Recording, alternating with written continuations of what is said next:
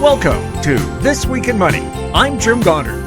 Coming up on today's show, Ross Clark from chartsandmarkets.com runs down the major markets where the S&P 500 and Russell 2000 set new highs. He takes a look at gold, silver, and Bitcoin. Ross points out the Canadian dollar has been on a real run lately. Founder of the trendletter.com, Martin Straith, talks about what sectors have him really excited. He also comments on the risks of AI investment, whether there really is a lot of gold in Fort Knox, and the U.S. war with Iran. Martin also has a special offer for our listeners. Publisher of the Schachter Energy Report, Josef Schachter, checks in from Calgary to give us his view on the U.S. showdown with Iran and its effect on energy products across the planet. Josef also tells us how you can take part in his October Energy Conference. Now, let's get into the show. My guest is Ross Clark from chartsandmarkets.com, where you'll find insightful market commentary and timely technical analysis. You can find him on X at Charts by Ross. Welcome back to This Week in Money. Always a pleasure, Jim. How would you describe what happened on the stock markets this week? Well, this is now continuation of the upside since the 1st of August. A little pause in some of the indices, but overall, we look at the global M2, the money supply, and it had produced some resurgence and that was projecting that once we got into August, we would see an upside once again. And, typically just leading into that, hopefully you get a nice oversold condition, which we did in that last week of July, in the NASDAQ more so than any other indice. I guess no, if you take a look at the semis, they've also had a really, really hard hit there during July. But the type of oversold condition that we saw is just classic to then kick off the next move on the upside. And the M2 model here would show that we have a positive bias through until at least early October, and we'll see what it looks like then.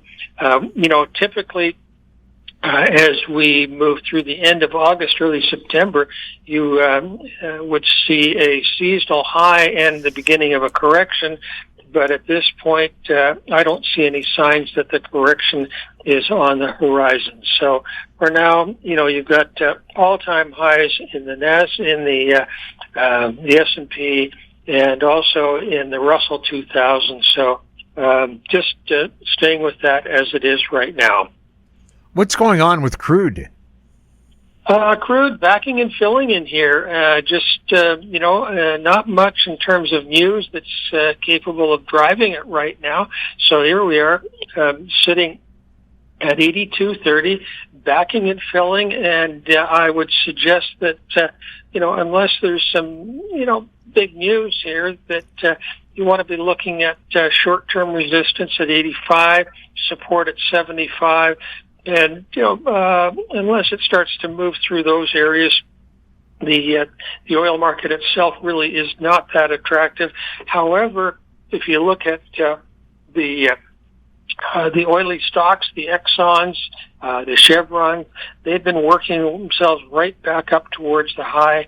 And if you look at items that are into the production phase, things like Valero, all-time high in there, nice oversold condition on the daily chart about 10 days ago, and it's just exploded on the upside again since then. So, you go with the winners and, look for opportunities where they are rather than trying to make them happen. What's happening with gold and silver?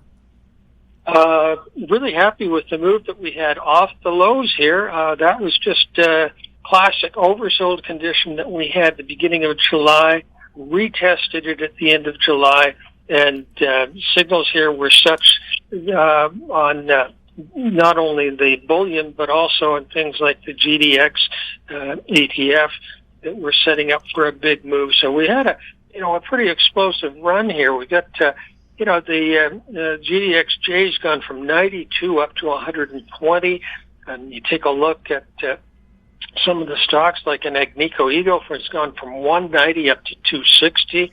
Over in the silver area, Pan American from 42 to 52. Hudbay from 110 to 135. So some pretty big moves there. And the type of broad base that we've got suggests that this should be a multi-week rally. We're really only just 1 week into it right now. Got some overbought readings as far as the sequentials are concerned. So you could end up with a 2 to 5 day pullback and then be looking for this thing to reassert itself on the upside. As I say, multi-week rally out of this base is entirely possible. What's happening with copper? Copper, we really like copper in here. We're sitting at 661. It's taken its move, sort of peaked out at 680 about 10 days ago, pulling back a little bit, but nothing in the way of downside action to speak of, sitting right on the 20-day moving average. And the big cup and handle pattern, this big saucer that goes all the way back to 2009 and shorter term is in there as well, suggests that we've got a lot of potential as far as this is concerned. Don't see too many leaders over in the miners, so keep an eye on those. Things like Freeport, those are the ones that we'll keep an eye on for a new signal that says it's ready to spurt away on the upside again. What's going on with Bitcoin? It has had some trouble here in terms of getting through resistance. We're at 62,800. It had been up to about 65,000, but is slowly giving up ground. A bit of a support area at the 62. But, there's no leadership showing in here right now. So if anything, probably ready to go back down and test the support area in the lower 60,000s. We should note that the Canadian dollar has been one that has been just very buoyant on the upside for this last month or so. And 72 and change as of this Friday. So, and it's outpacing the oil market, outpacing the CRB commodity index. And so, as we've said, you go with the strong ones. And in this case, the Canadian shows nothing but upside for now. We will look for some divergences later on, but for now, you want to enjoy the rally in the Canadian. Ross, thank you so much for being on This Week in Money. Good to be with you, Jim. My guest has been Ross Clark from chartsandmarkets.com. You can find him on X at Charts by Ross. Coming up, Martin Straith next on This Week in Money. Always consult your investment professional before making any investment decision. This Week in Money is archived on YouTube at Talk Digital Network. Welcome back. My guest is Martin Straith, founder of Trend News Online at thetrendletter.com. He's speaking to us from Coquitlam, BC, which is just east of Vancouver. Welcome back to This Week in Money. Oh, Jim, always a great pleasure chatting with you. I see you've been adding positions in the last week. Before we get into what you're buying and why, let's review some of the key sectors. Oil traders keep getting excited every time there's a new peace headline out of Iran, then giving it back. What are you watching that the headlines aren't telling you? Well, I think, to me, you want to watch the ships, not so much the statements we're hearing. Traffic through the Straith of Hormuz, fell to about 6 vessels on Monday. Versus the 10-day average, about 11. And 11 is nowhere near the 100-plus ships that were normally moving before the war. So I think this is more a war of endurance, versus the, countdown to a deal. Washington's betting, the sanctions will eventually break Tehran. And then we got Tehran betting that it can absorb, the pain longer than Washington expects. They're doing rationing, currency controls. They're breaking, they're backing the core of the state, while the local households have to eat the cost. And, that's basically a siege economy. And those economies, they can bend for a very long time before breaking. So every peace headline to me is noise. Watch the numbers. Until the ship counts start to move, this stays to me more like a trading range story. We keep hearing the imminent deal talk from the U.S. administration. They pump out these announcements weekly, if not, almost daily sometimes, while Iran at the same time keeps hitting ships in the, Persian Gulf and the Red Sea, and it keeps adding to its list of demands rather than narrowing them. So, to me, that's not the behavior of a side that's ready to sign a deal. So when you try to do a regime change, and you think about it all through history, we often see that the new regime is more hardline than the previous one. And I think this is where the U.S. has really, really misjudged Iran's sustained resolve as this war's evolved here. The tools being used, sanctions, public pressure, again, they assume Iran's going to respond the way it used to. But this isn't the same Iran anymore. This new leadership in Iran, they're not playing that same game. And that means we could see escalations instead of compliance. If you ask what ultimately gets Iran to open the Straith, I think it's going to be real financial incentives, unfreezing Iranian funds, long-term revenue sharing structure from the Hormuz transfer fees, and an end to the blockades and meaningful sanction relief. And these are all things that, the Trump administration is saying they would never do, but I think that's probably what we're going to have to see, because I think anything short of that, I don't think you see this thing get resolved. And, this is a war that the U.S. public did not want. But now on the other side of that, we've got diversification. So we've got a number of pipelines being built or upgraded to provide alternative methods of moving the Mideast oil. We got pipelines in Saudi Arabia, you got the United Arab Emirates, you got Iraq, you got pipelines going to Jordan and Egypt. These are all being, like I say, upgraded, or new pipelines are underway.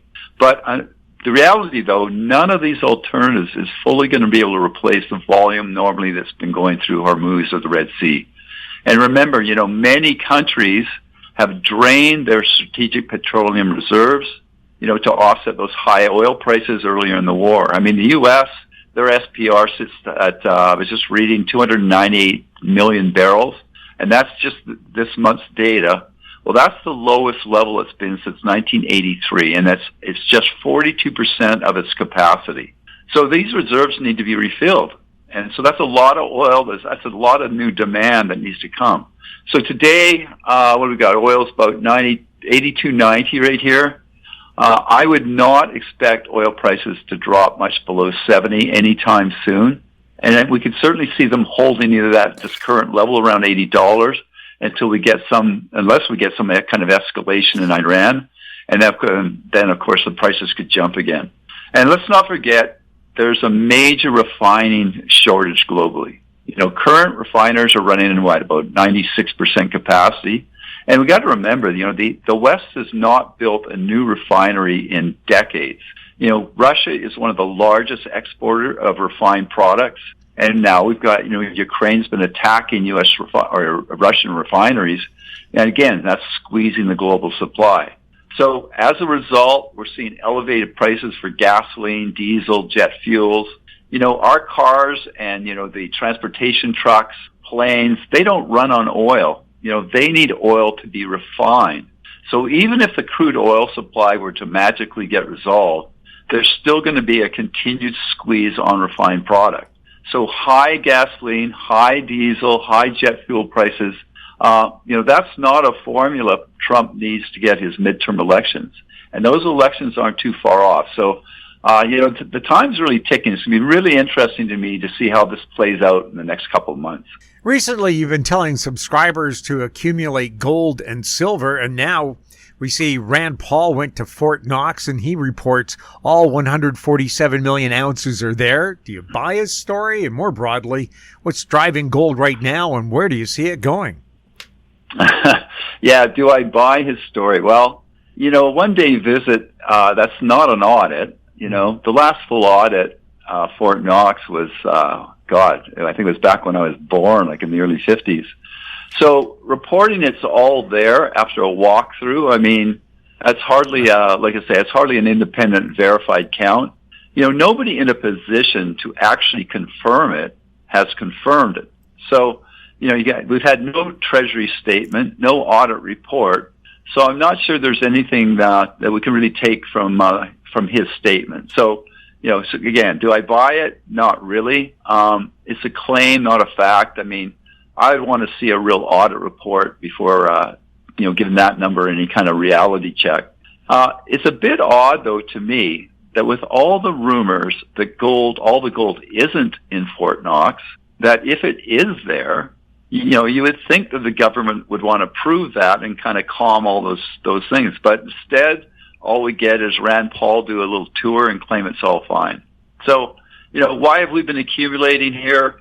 Well, we've been telling our subscribers that the setup that we've been talking about, and basically we've been showing them that there's been a long-term wedge pattern, back to late January when gold peaked at about 5,600.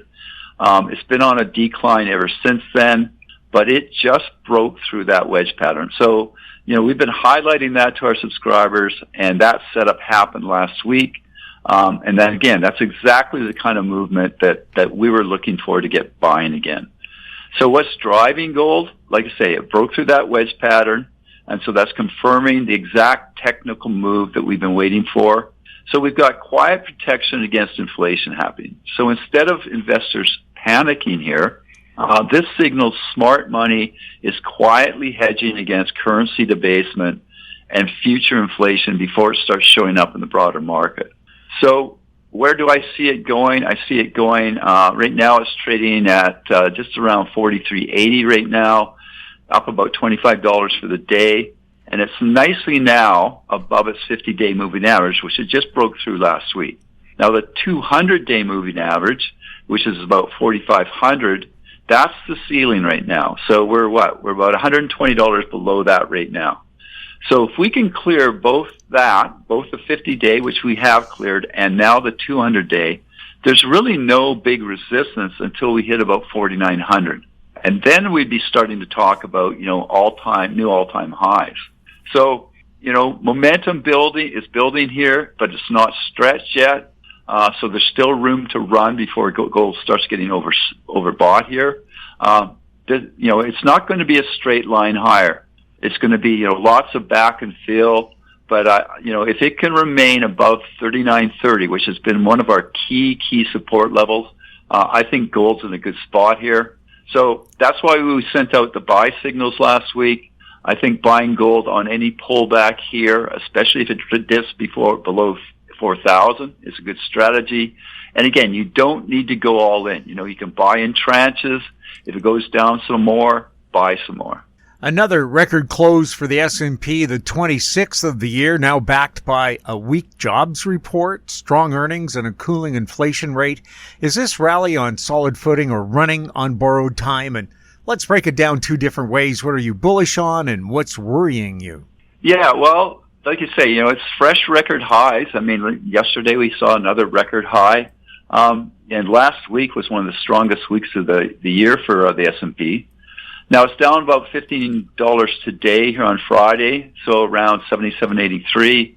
The current boost, like you say, it's on a weak job report, but not strong growth. So that's kind of, the economy's lost jobs last month, and that pushed up the odds that the Fed rates are going to remain steady rather than be hiked. And so that's we've seen this for the last number of years, bad economic news, it gets read as good news for stocks because it takes the pressure off the Fed to have to hike rates. But it's the old bad news is good news. It's kind of a crazy kind of process we're going through. But earnings have been generally very strong. The vast majority of S&P 500 companies, they've been beating their estimates this quarter. So that's well above the historic average. So that's real support. It's not just rate cut hope. So, again, July inflation came in exactly as forecast. I think it was 0.1%, and it's 3.4% annualized. The stock markets love that release. But the interesting thing is the bond market fell, meaning the yields rose. And we can talk about that in a little bit. That's the key here.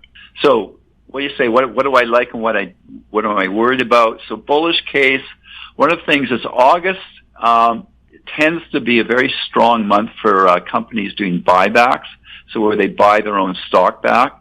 So that obviously supports prices. One of the really key things that I'm watching here is the chips and the big tech rotation. So over the last few months, we've been watching how the chip stocks, so we're talking NVIDIA, Broadcom, and AMD, and then we've got the big tech hyperscalers, which are building the AI data centers. So we're talking, Microsoft, Google, and Meta. They've been taking turns leading the market rather than moving in tandem. Now, if we can get both of these sectors rising at the same time, that to me would send a really strong message for the broader market. So that's something we're really watching for. Another key thing that I think that could really drive the markets is healthcare and AI. And we've been waiting to see what the first non-tech big stock winners are going to be from AI. And I think healthcare is a sector that we really want to keep a good eye on because it just really makes sense that AI could really do some things there. And then, of course, energy, to me, that's a major core holding that every portfolio should have. Now, on the risk side, thing that worries me, you got these circular deals. I know we've talked about it on your show for a few times over the last few months.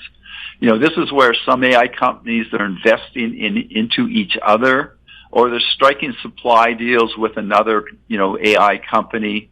And that kind of makes the demand look a lot stronger than it really is.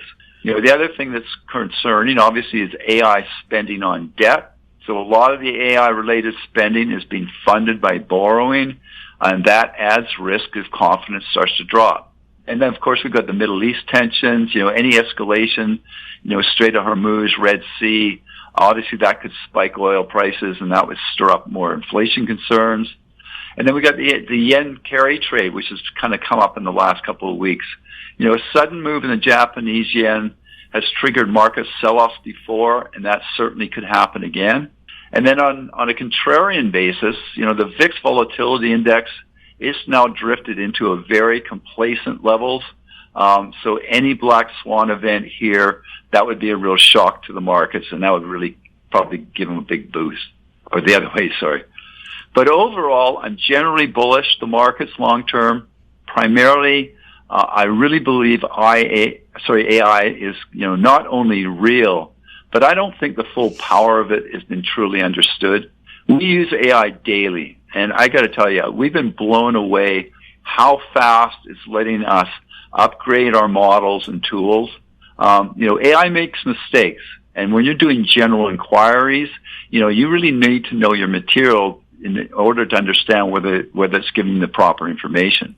But when you're giving it tasks to do, things like upgrading our models and rewriting and quickly rewriting some of our applications and upgrading, it's amazing to me the turnaround, the speed that you can get your production there. So the productivity gains from AI are real from everything we've been seeing. So there will continue to be corrections in the markets, but long term, I'm pretty bullish. Japan just spent $85 billion defending the yen, its biggest intervention in 15 years. If the yen keeps strengthening from here, does that put the carry trade at risk? And could that spill over into the global markets? Yeah, we just briefly talked about that there. The yen's been in a 15-month, very severe downtrend channel. And over that short period of time, it's lost 15%. And that's major decline for a currency.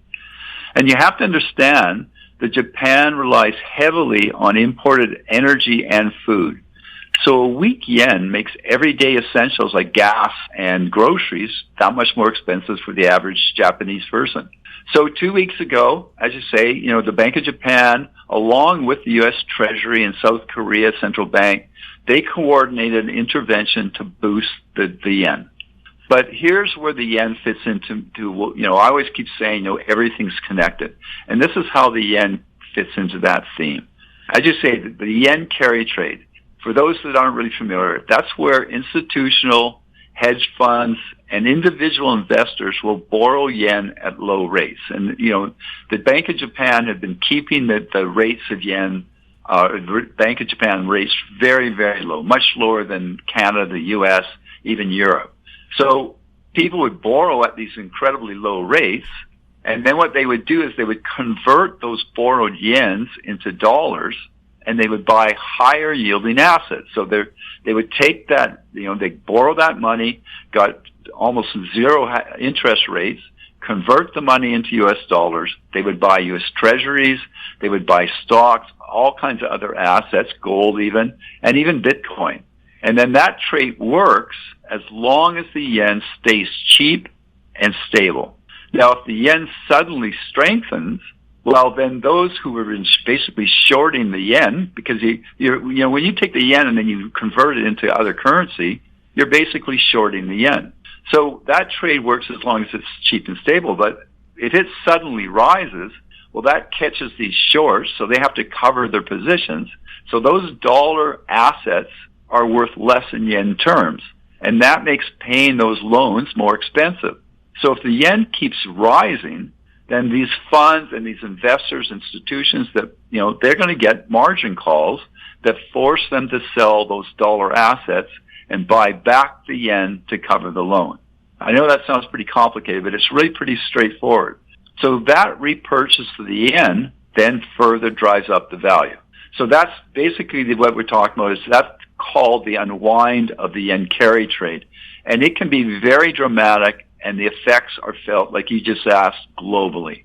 And that's exactly what happened in August of, 2024, I think it was, when the Bank of Japan made a very similar but much smaller intervention play. And when that happened, stocks globally fell, the U.S. bond market crashed, the yields jumped, and the U.S. dollar dropped. So what we're seeing today is officials are actively trying to manage a slow yen strengthening rather than let it happen in one volatile move. So that's what we saw last week. So it'll be very interesting to see how they're going to try and control this, because Japan's in serious trouble here. They got massive deficits. Their debt to GDP is the highest by any major country in the world by a mile. So again, a disorderly fast yen rally in the scenario, that's the scenario that forces margin calls, liquidations, as I just mentioned. So the bottom line is watch the yen chart. Don't listen to the headlines. Don't listen to all the chatter about it. Just watch the chart, because as long as it's grinding higher rather than gapping higher, the carry trade should be intact and those other markets should stay calm. But as I say, if we see the yen spiking higher, that's a signal that it's unwinding, and it's unwinding hard. And again, if that happens, you're going to see stocks fall first.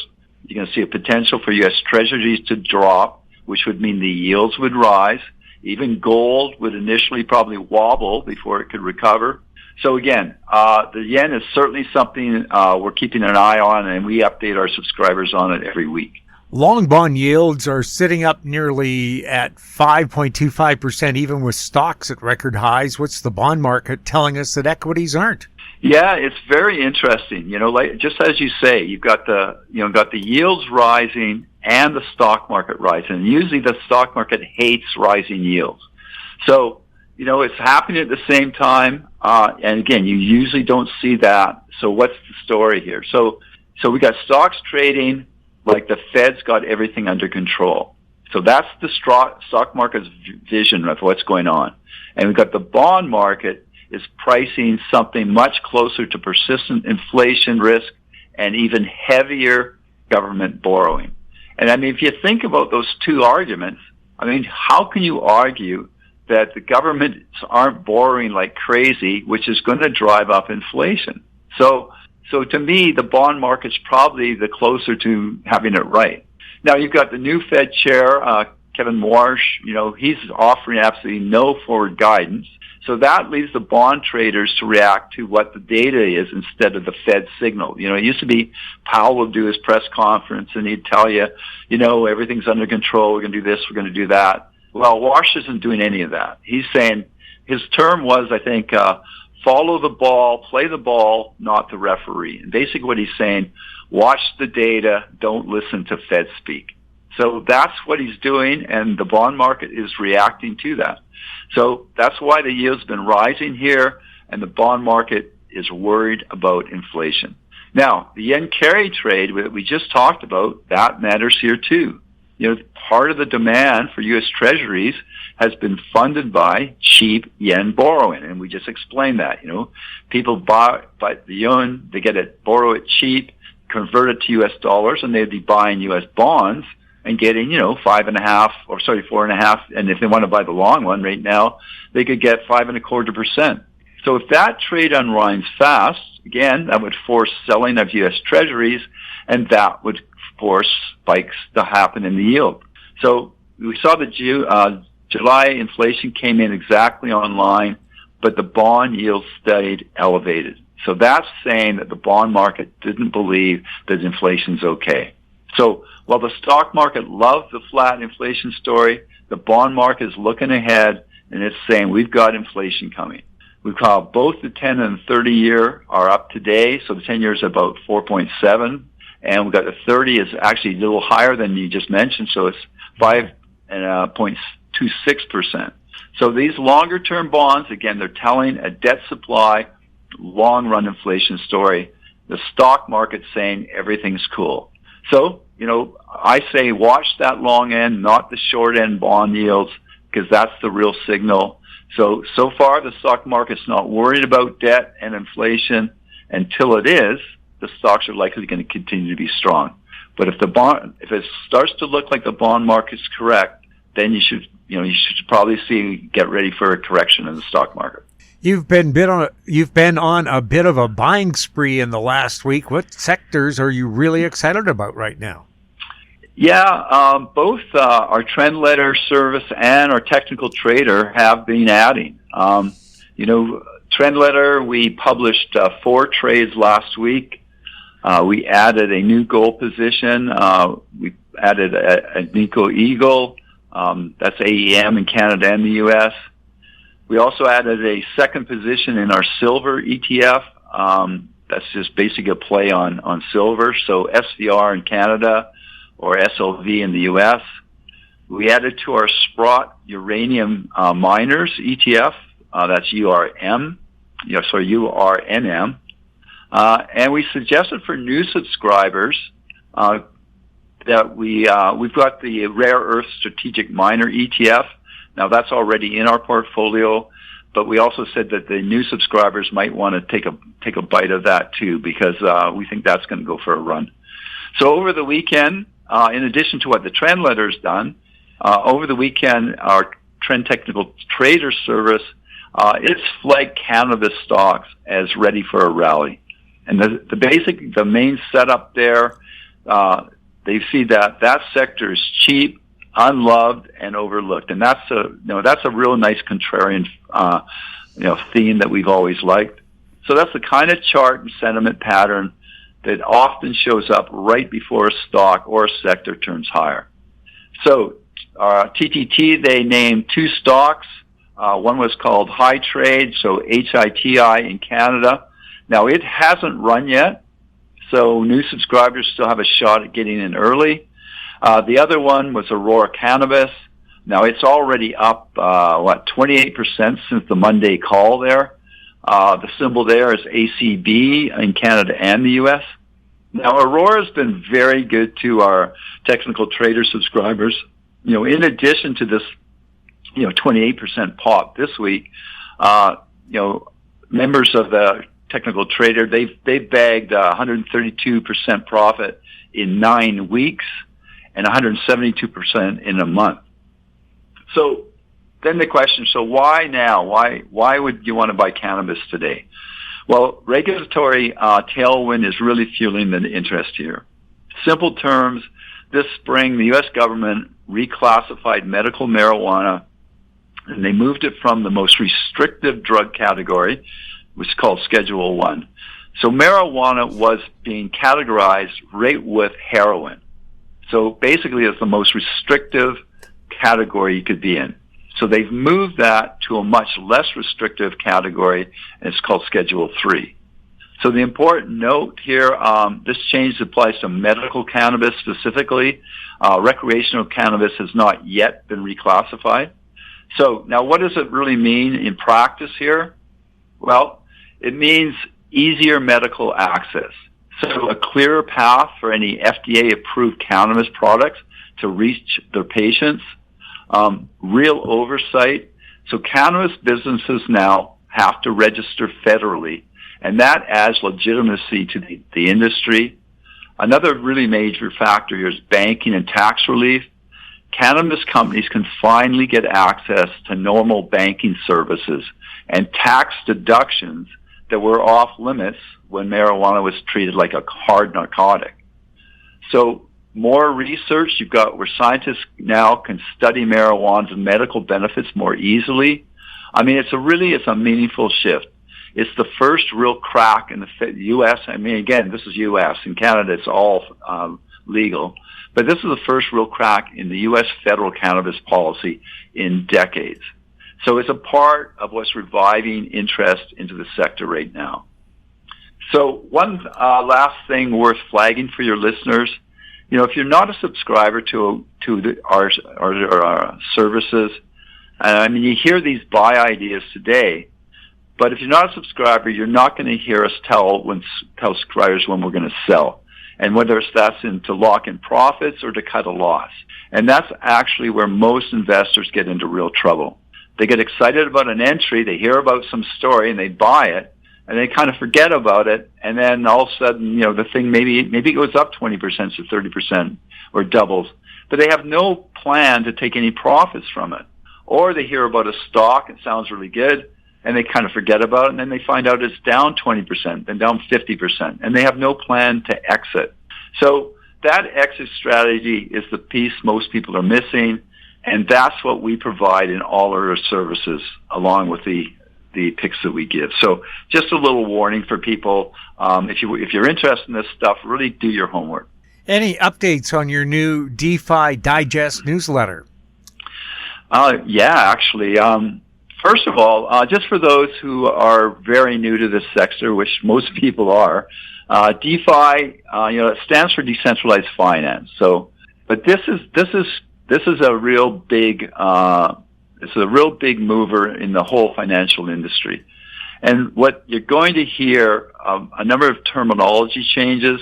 So you're going to hear things like real world assets and tokenizations. And when I say real world assets, really what I'm talking about are things like stocks, government or corporate bonds, fine art, commodities, maybe commercial real estate. It could be anything, you name it. And when I say tokenization, that means creating a digital version of that asset that lives on a blockchain so it can be moved fast and settled instantly. So it's a whole new way of doing transactions. So tokenization is the plumbing behind decentralized finance. So I think one of the key evolutions in the DeFi space right now, and something that a lot of people still aren't being aware of, is how Wall Street's biggest names are jumping into the space. So this isn't just fringe crypto talk anymore. This is coming from the top leaders of the biggest institutions in finance. I mean, here's what some of the big guns on Wall Street are saying about DeFi right now. So you've got Goldman Sachs CEO David Solomon. He says an enormous number of people in their firm are focused on tokenization. I mean, think about that. That's Goldman Sachs. You got BlackRock. Larry Funk calls it the next generation for the markets. You got J.P. Morgan's Jamie Dimon, who was really critical of crypto way back. He now says he expects tokenization to replace financial market infrastructure. I mean, just think about that. And then you got BNY Mellon. Robin Vince calls it a mega trend. You got Franklin Templeton, Jenny Johnson says it's fundamentally going to change the financial system. This is big. This is huge. So the moves are backing up talk here. So BlackRock just launched 2 new tokenization money market funds. and they're built for stablecoin reserves under the Genius Act. You got MasterCard, okay? So we're not talking some fly-by-night new thing. This is MasterTop. You know, they just closed a 1.8 billion BVNK acquisition on August 3rd. So that's adding stablecoin infrastructure that moves $30 billion a year across 200 plus markets. Again, we're talking MasterCard here, not some small crypto brokerage. MasterCard's also piloting its crypto credential compliance framework with Borderless, and this is for cross-border stablecoin payments. Now we got Visa. Visa's launched stablecoin platform, so that's aimed at banks and fintechs. You've got crypto cards, which is mostly Visa right now. It just hit almost $760 million in monthly stablecoin spend. So that's up 2.5 times year over year. And then on the asset side, you got tokenized stocks have tripled in market cap this year, tripled in 1 year. And tokenized equities are among the fastest growing real-world asset segments on-chain volume here. So, Jim, there's tons happening here in this sector, and our DeFi Digest is covering all of these developments. Our goal is to educate, provide guidance to help subscribers work their way through this evolution of this incredibly exciting, to me, unbelievably exciting new financial revolution. The learning curve exists. You're going to have to learn some new terminology. But if you're someone who enjoys exploring new technologies and you want to be part of the next game-changing revolution, we're talking similar to the internet, similar to Bitcoin, then check out our DeFi Digest. You can simply email us at info@thetrendletter.com to get on the list. We are currently not charging for this service. We will be, and eventually you're going to have to pay. But right now, we're giving it out for free, but you're going to have to give us feedback because we want to make this the go-to DeFi service. We're really excited about this. Can you remind our listeners about each of your services? And also, you had a special summer sale on with some big savings, and any chance of extending that for our listeners? Yeah, of course.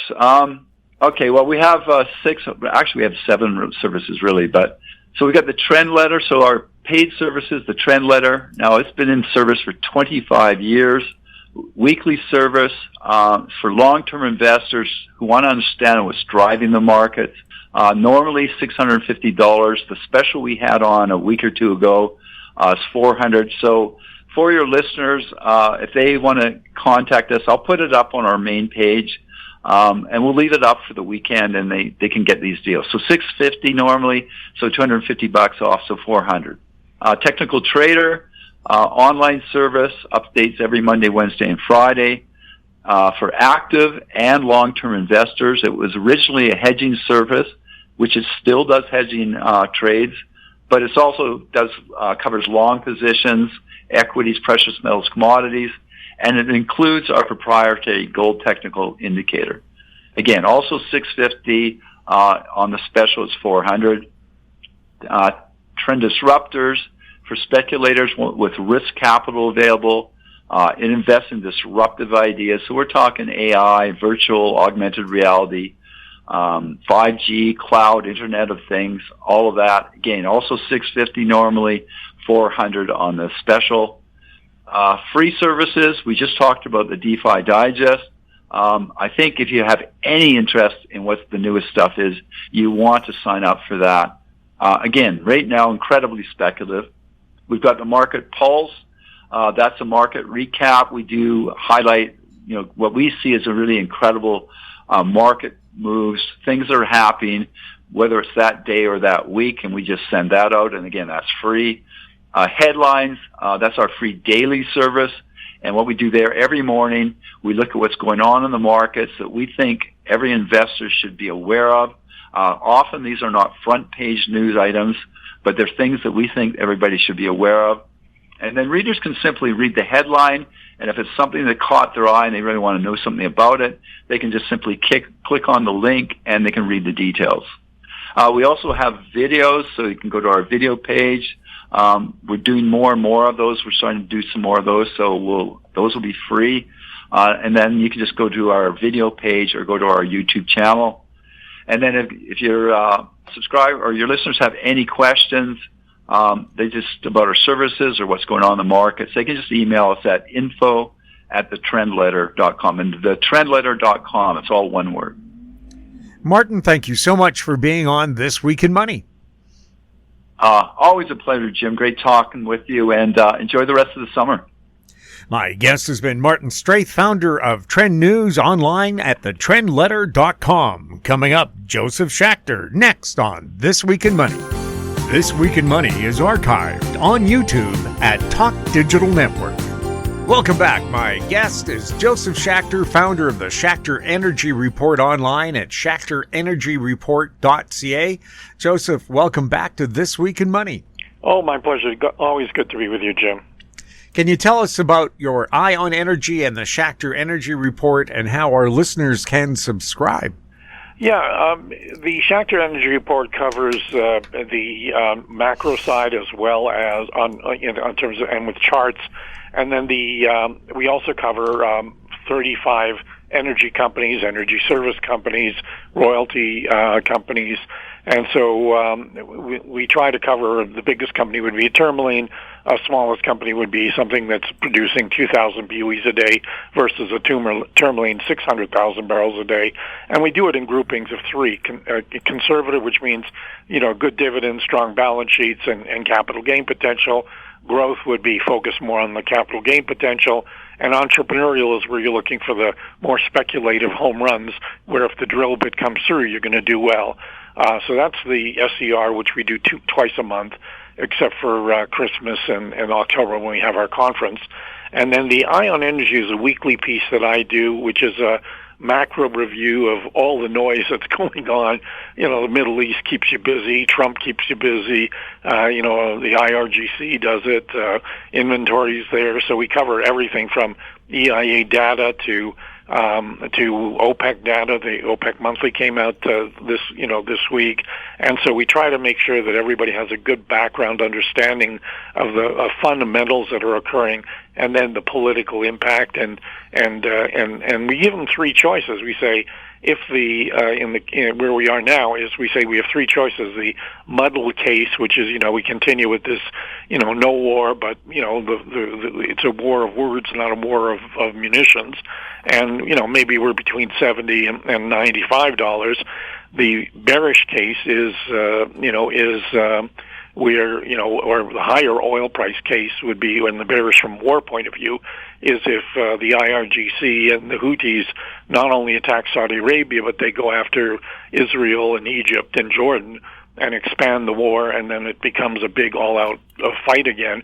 Then you're looking at all-time highs for the price versus this year, the 120 high, and maybe back to the highs of even 2008 when we were at 147. The case that would be the nicest case from our, from the point of view of the world is, of course, lower oil prices, and that requires peace talks to resume. But the IRGC is not interested. They think they're winning. They've got the Straits of Hormuz mostly closed. And the longer this lasts, they think Trump's ability to do anything, starting the war was a mistake and continuing the war is a mistake. And the problem is there's an election in early November, which right now the forecasting is that Trump's going to lose, the Republicans are going to lose the House. The question is, do they also lose the Senate? And is he a lame duck president for 2 years with the Congress able to stymie anything he wants to do?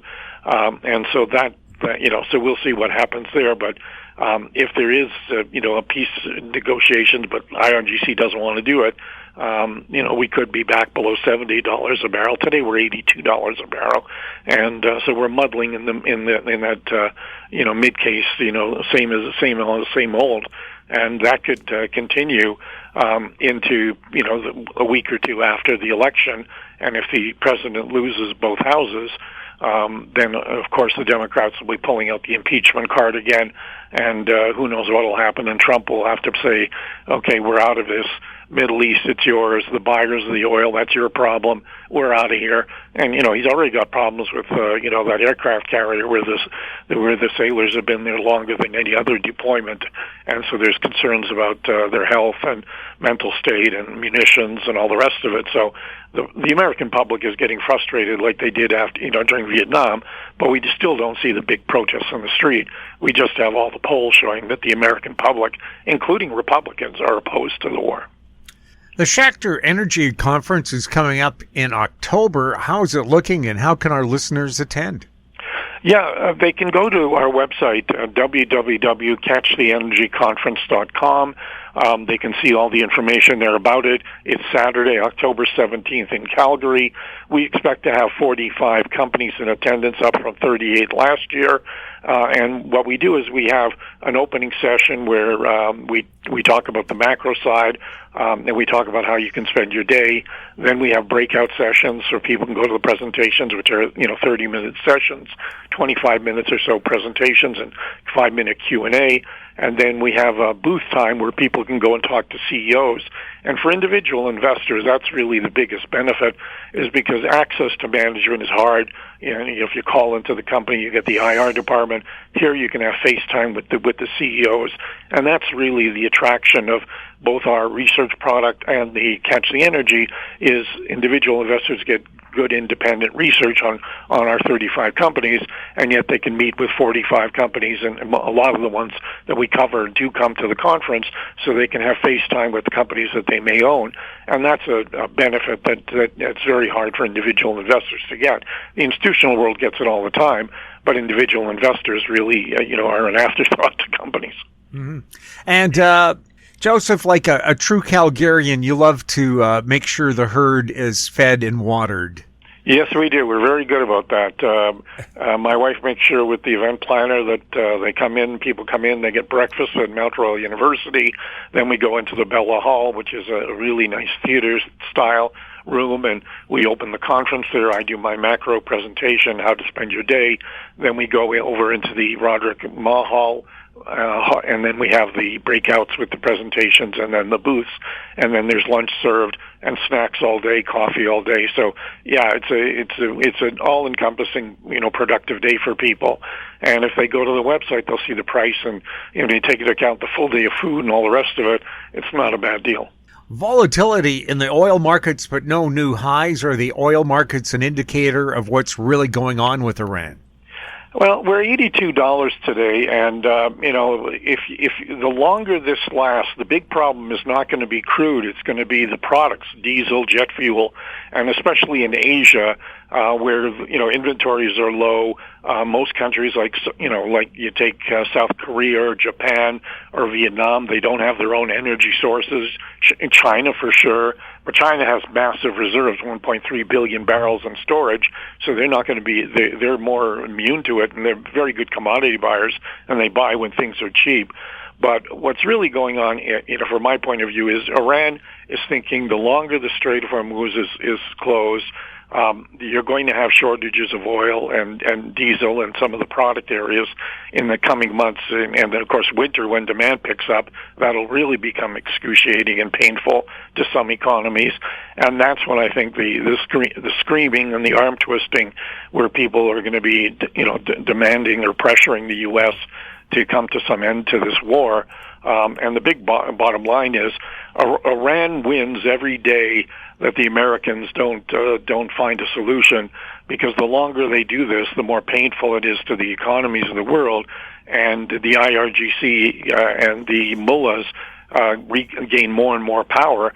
They just put in a new council, and they put in more military people, more intelligence people, less mullahs.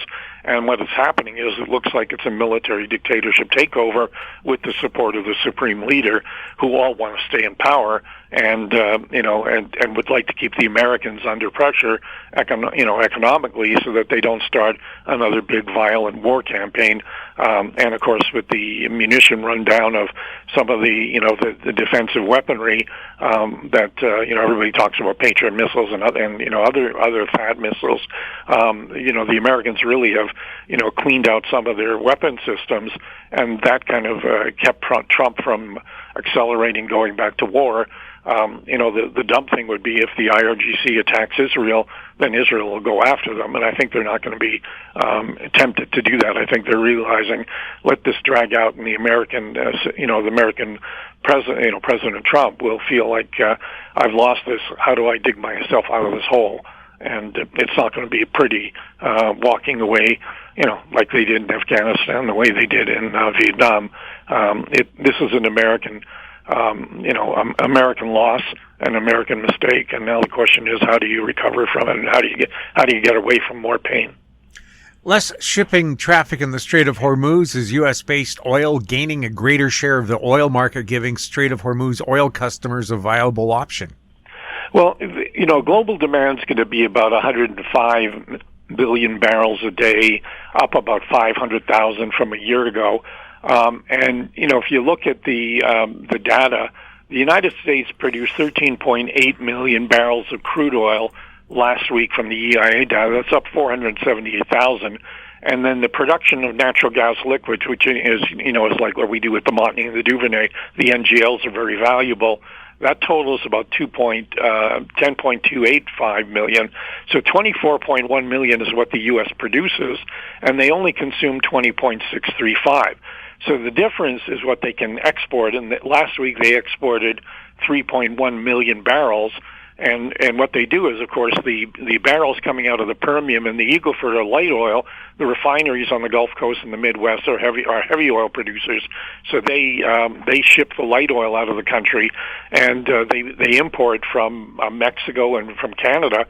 The interesting thing is Canada, even though there's a trade war going on and there's a lot of nasty political wrangling going on, the United States imported 4.41 million barrels. This is the EIA data that came out on Wednesday.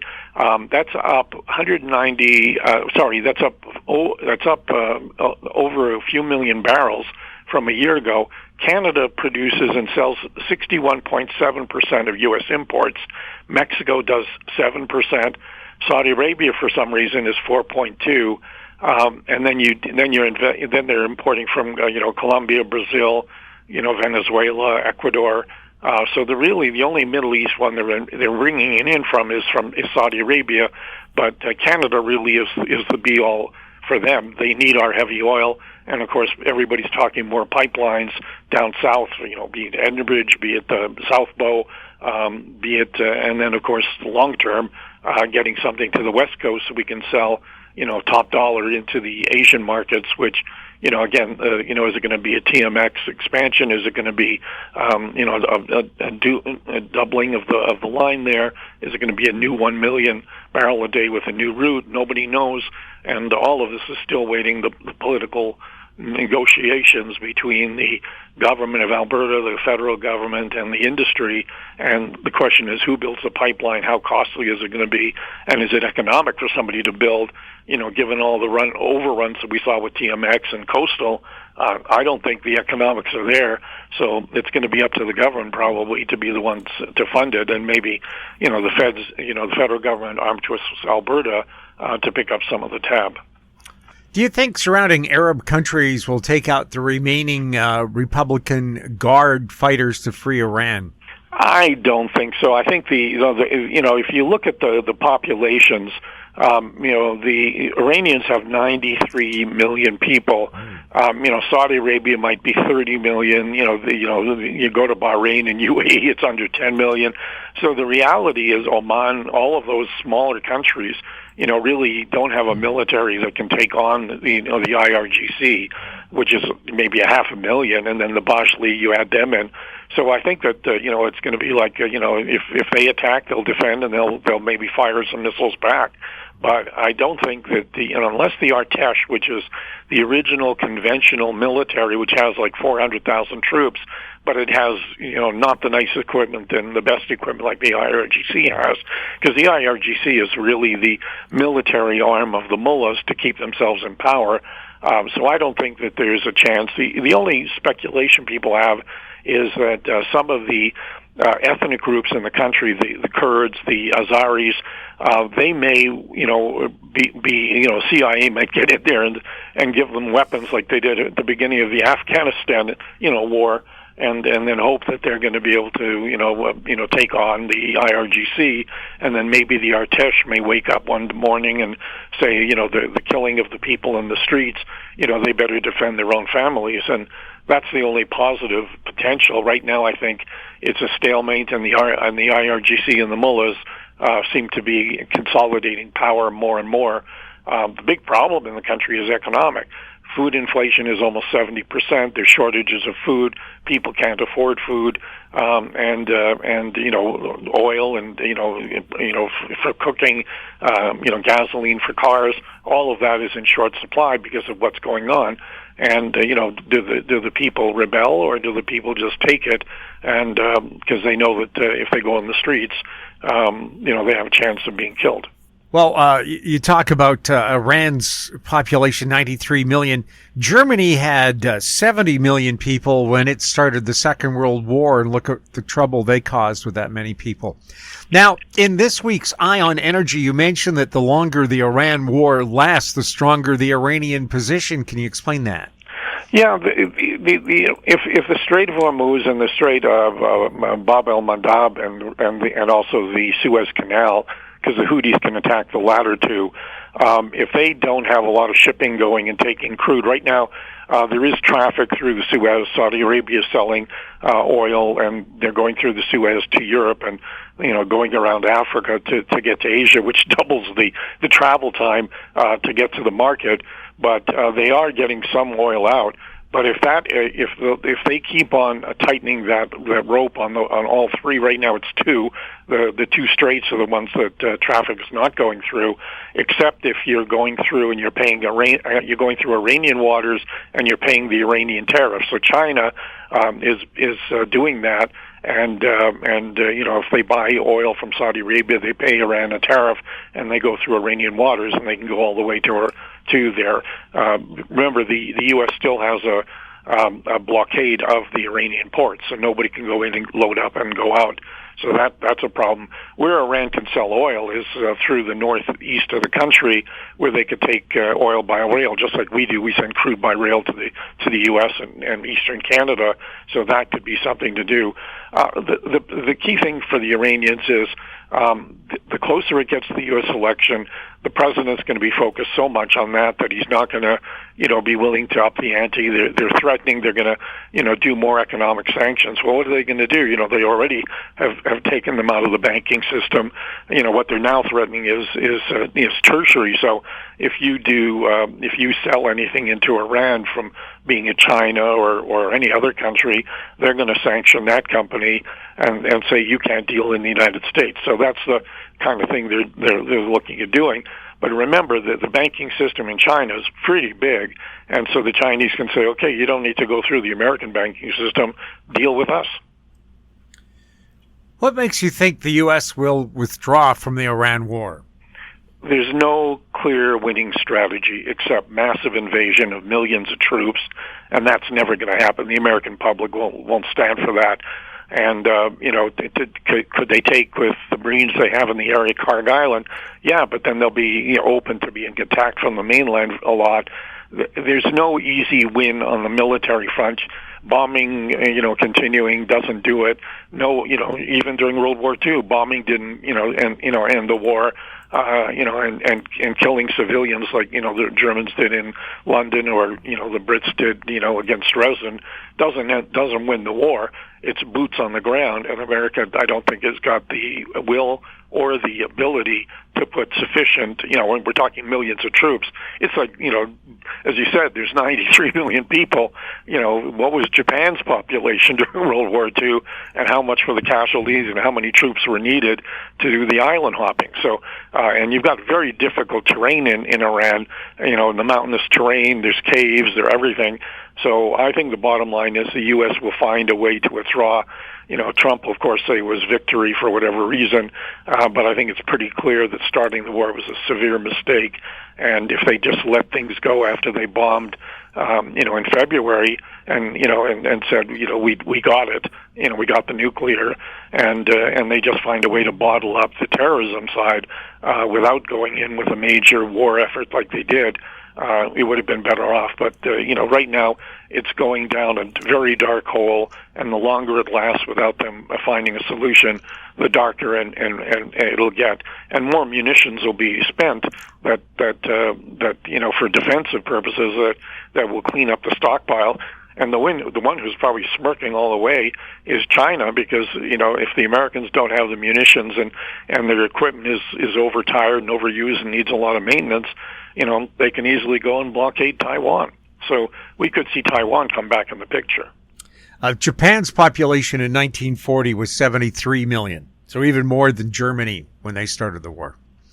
Crazy. Yeah, so that's why people didn't want to tackle the 93 million people of Iran.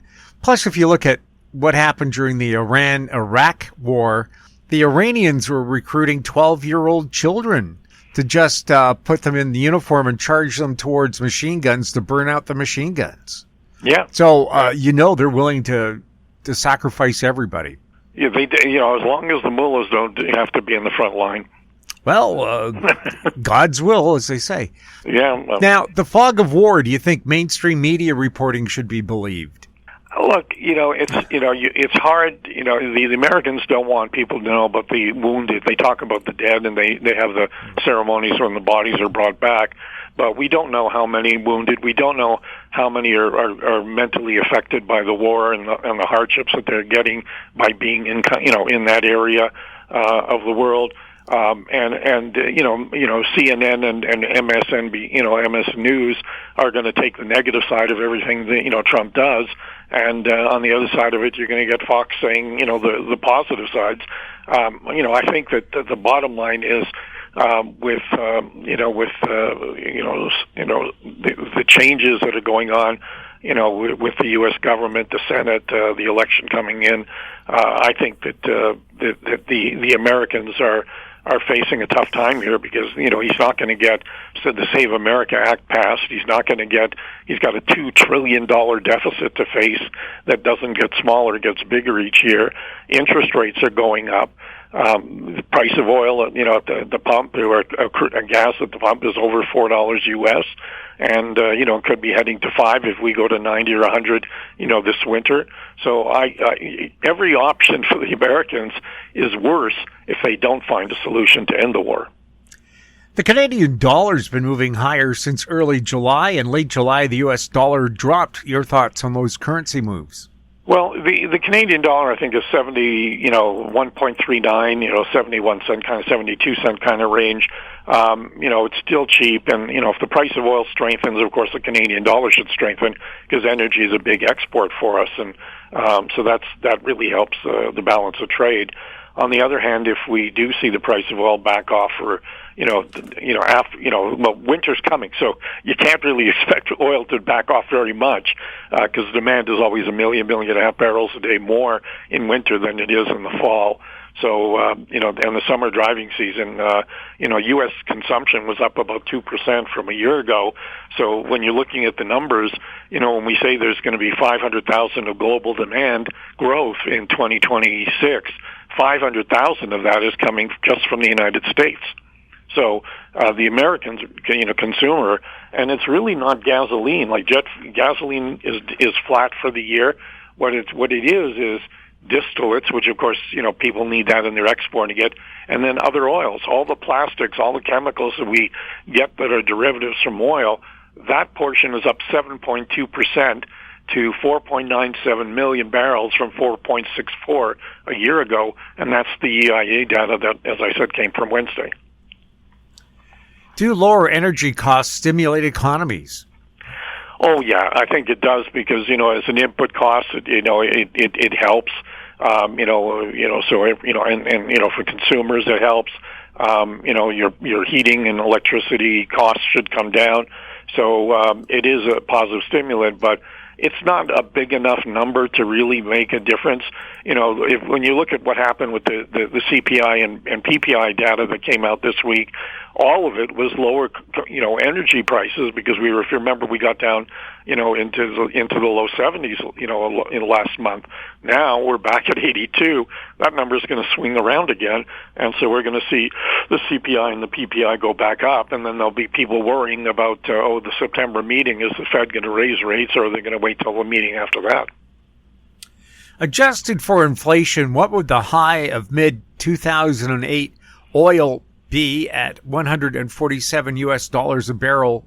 If you adjusted it for inflation, what would it be in today's dollars? Oh, boy, you're really teasing me on this one. I would have to guess over $250.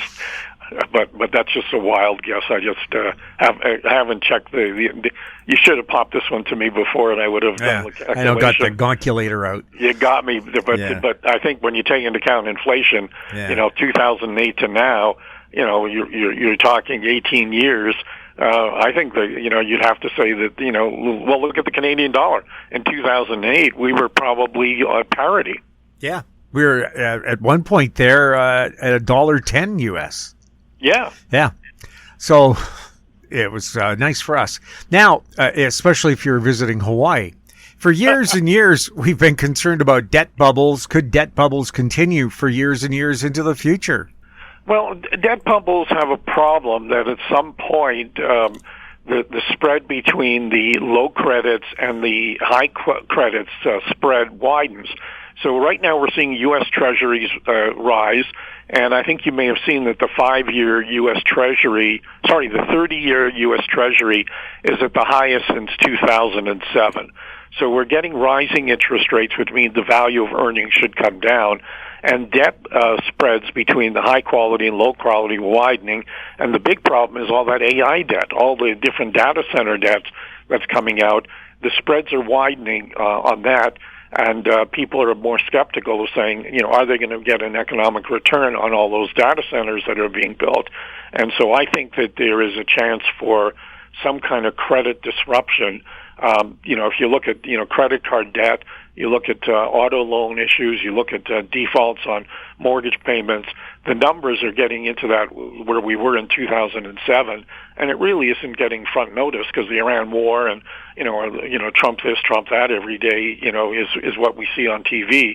But the reality is the basic economic numbers are not looking very good. Canada had a great July jobs report. Should it be believed? Well, a lot of it was service-related, healthcare, retail spending picked up. So, it's not the high-paying jobs that we all hope, we want to see in the economy. And so it was a good number, and the unemployment rate went down, fair, both on those. But it's a long-term sustainable number when we still have a trade war? Remember, this U.S. trade increases in tariffs comes in before year-end, and they're pretty painful. And so we may see a slowdown in the economy if we do not get a trade deal and those big increases in tariffs come on, and and then all of a sudden that kind of guts a lot of the Canadian exports to the United States. Yeah, I was just thinking Canada was hosting FIFA then, and all the bars in downtown Vancouver were packed, and I'm sure it was the same for Toronto. That would, actually really skew your jobs report. Oh yeah, and that's gone now, and what's next? And I don't see anything on the horizon that has that kind of impact. And it was two cities in Canada, but two of the biggest population cities in Canada that got impacted. OPEC, or as Johnny Carson once called it, the organization to pilfer every cent. Could OPEC's days be numbered? Oh, far from it. When you take into account the reserves that they have, and that if there's growth of 1 million, 1.2 million once we get through the war, the United States maybe can grow production by 2 or 3 million. Guyana could probably add another 500,000. Canada could probably grow its numbers by 100 or 200,000 barrels a day. Offshore Brazil a little bit, but the reality is the incremental 5 or 10 million that might be needed by the mid-2030s all of that's going to have to come from the Middle East. And the only countries that really are spending money to increase their capacity are Saudi Arabia and UAE. Other countries are needing every dollar for keeping the dictatorships in power or military spending or graft. And so a lot of them are not able to grow production at all, even now. Even though, remember, OPEC keeps on talking about increasing the quota. There's a big difference between quota and production. Natural gas continues in a trading range. Are seasonalities likely to come into play? Oh yes, we haven't had it's raining in Calgary, so air conditioning demand is not high, and we always have TC Energy doing maintenance and on the pipelines, and then there's compression stations that are going through their maintenance cycles during July and August. Once you get into September, that kind of clears up, and then winter is really where we find out what the demand is because of the weather. Is there an El Nino effect or whatever, a La Nina effect? And then how cold is it in California? Because we have a lot of gas that can go into that, California market. And if their hydro isn't, water isn't filling to provide the hydro needs they need, they'll just guzzle up more Canadian natural gas. And that really is a driver of Station 2, which drives AECO prices higher. So I think we're going to be, right now we're probably $1.60 right now for AECO, and I think, we have, and again, that could be every day, could be up and down, 20, 30 cents from that number, but I think we're going to be closer to $3 when we get into the cold of November, December, January, February, and that will lift the average price. And I think, given that LNG Canada will be running flat out at 2 BCF a day, and we have more data centers, we have more chemical needs for natural gas, more, normal consumption growth, I think we'll see much better prices in 27 than 26, and even better in 28 versus 27. What's happening with China in these energy wars? Oh, they're playing it beautifully. They know that right now, if they were in there buying their normal, 10 and 12 million barrels a day, if they're consuming 17 and they produce 4, then they'd be buying 12, 13, 14 million barrels, and then if they wanted to build a strategic reserve, that's part of it, in additional volumes. But they bought when things were cheap, and as I said, they were up to 1.4 billion barrels in commercial and SPR stocks, now down by maybe 100 million because of the lack of buying. But they're still buying, 4 or 5 million a day. So between that and their 4, they're not taking that much out of storage. And I think that they're going to just watch the market, and if prices back off, they'll be a buyer again. Prices go up, they'll buy less. And that'll be the balancing act to keep prices from going to 100 or 120, unless the Iranians expand the war to bring in Jordan and Israel, and then all game prices are off, are gone, because you're going to be looking at all-time highs, because the next phase of the war will be very ugly, and if we've already seen the Houthis able, or the Iranians able to knock out LNG facilities in Egypt. So all of a sudden, if you take out the Suez Canal, the Bab el-Mandab Strait, and the Hormuz Strait, all of a sudden you really remove a lot of energy coming out to the world. That would be the driver of much higher prices. Why do you think Canada has sent so much money to Ukraine while the social fabric in Canada is being destroyed? Well, I think there are two different issues there. I think Canada's part of NATO. They want to stop the Russian aggression. They don't want to see Poland and other countries get overrun or dragged in. Mostly the Baltic state is an issue, because they're pretty easy for the Russians to invade if there wasn't NATO in there helping to defend the countries. The social fabric in Canada, is a problem, is a global one. Every country in the world has it, between, the mass immigration that came in, the fact that the people coming in are not integrating, they're not picking up the language, they're not getting into the workforce, they're part of the social expenses that are rising, and healthcare costs rising, education challenges for schools. So I think the social fabric is a global phenomenon. Of course, we saw that Spain issue just in the last few weeks. So I think Ukraine is a separate issue from the social fabric, but I think that with Canada's not as bad as what's going on in many countries in Europe. I think they have it a lot worse than we do. The Dow continues to move higher towards President Trump's prediction of 100,000.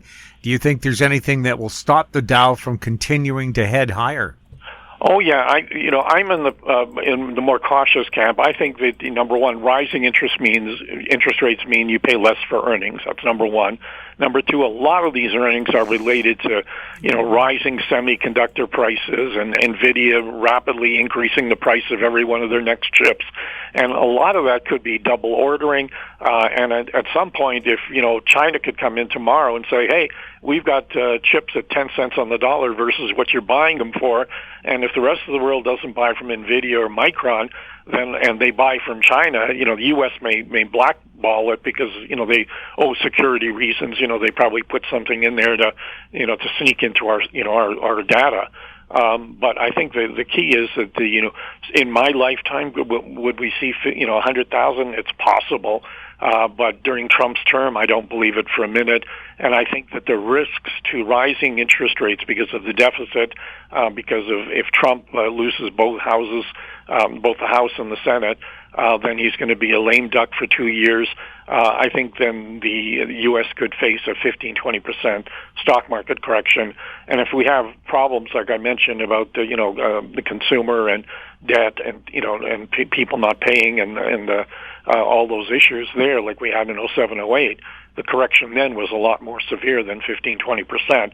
And we'll just have to wait and see how bad the data gets.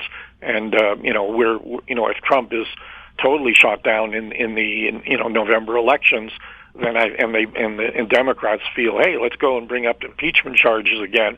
That could get very nasty, and that would be something the markets don't like uncertainty, and uncertainty of rising rates, uncertainty of debt problems, uncertainty of the deficit, uncertainty of the Congress and the House, not agreeing to move forward on solving the problems.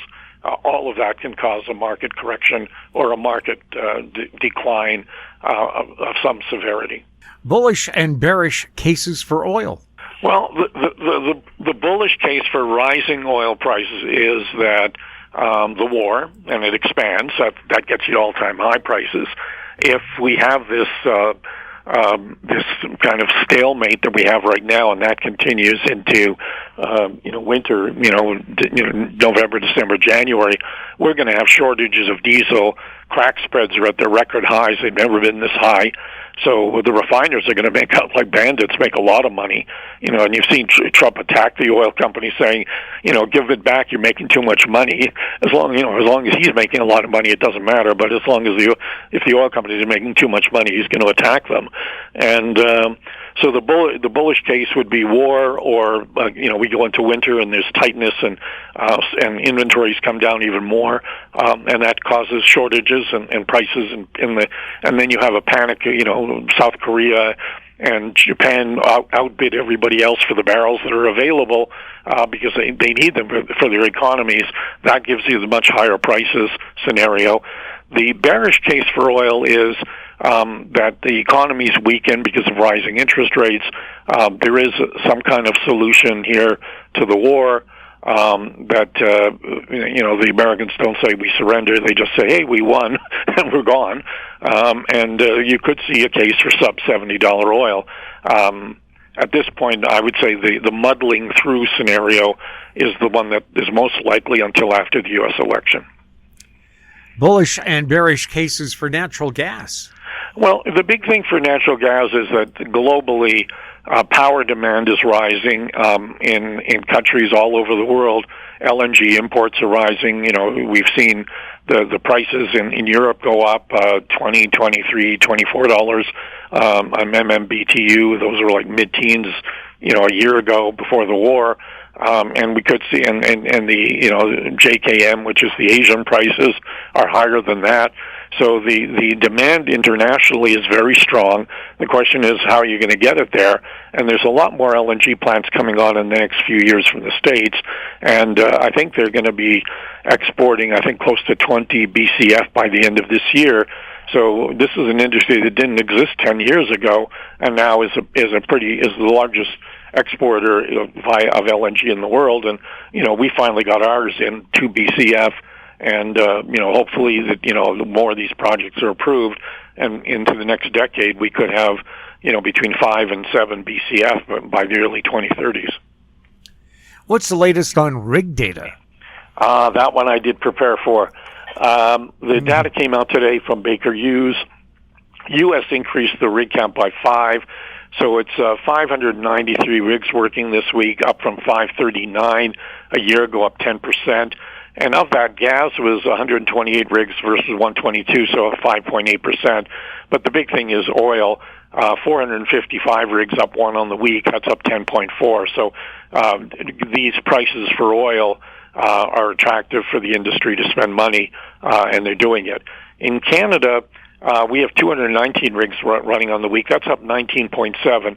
So remember, we got a higher price for oil than a year ago, but then you take into account the Canadian dollar, that really is a double win for the industry. That's up from 183 a year ago, so it's up 19.7%. Gas rig count, because of LNG Canada and the rest of it, 65 rigs working versus 57 last year, 14% up. And the oil rig count, 151, up 5 on the week from 126, up 19.8%. So the big thing for us is, of course, the higher prices that we're getting for liquids, and then the Canadian dollars. All of that just really helps the bottom line. What are you hearing from people on Alberta's independence and Premier Danielle Smith siding with Prime Minister Mark Carney in this $150 million referendum? Well, you see posters around the city about it, where the pro-separatists have got a lot of posters up.